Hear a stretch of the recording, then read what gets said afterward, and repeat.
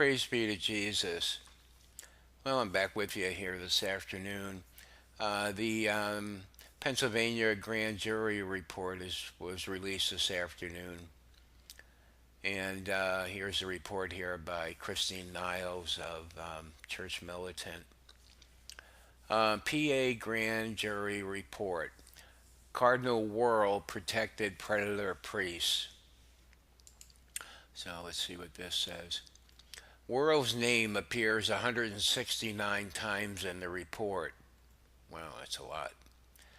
The long awaited Pennsylvania grand jury report published Tuesday reveals that Cardinal Donald Wuerl, former Bishop of Pittsburgh, not only shuffled around notorious predator priests, including one involved in a sadomasochistic ring, he even paid one off in exchange for his silence. The 884-page report, blocked for more than a month after 24 clerics appealed to prevent its public release, was issued in redacted form Tuesday at 2 p.m. Eastern Time and reveals a vast network of more than 300 predator priests. Now, this is just in 6 dioceses, okay, who abused hundreds of male teens, with bishops covering up the abuse. 1/3 of all named priests comes from Pittsburgh, a total of 99. The report shows that Wuerl, as Bishop of Pittsburgh from 1988 to 2006, transferred and reassigned priests he knew to have abused male teens, hiding information from police, and even paying one priest off in exchange for his silence on priestly misconduct.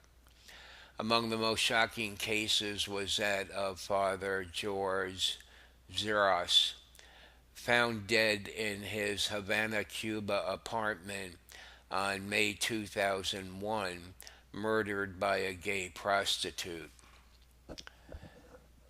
Well, and there's probably no surprise here.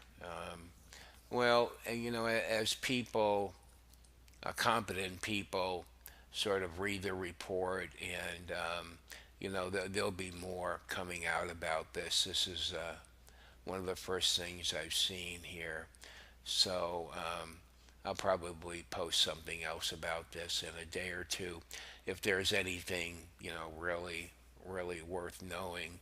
I mean, of course, a lot of this has to do with past abuse, but again, it goes to the problem of bishops covering up and who are they accountable to.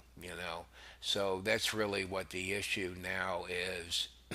Not so much the past abuse, but what happens when a bishop abuses a teenage boy or a young adult in the seminary, or what happens when a bishop covers this up, and these are the questions that need to be addressed now. So this shows that Cardinal Wuerl seems to have regularly done that. Perhaps he doesn't do it anymore. Now that eyes are on him. But he has a history of doing this. So, well, we'll see what else comes out of this report, and we'll let you know about that in the next few days.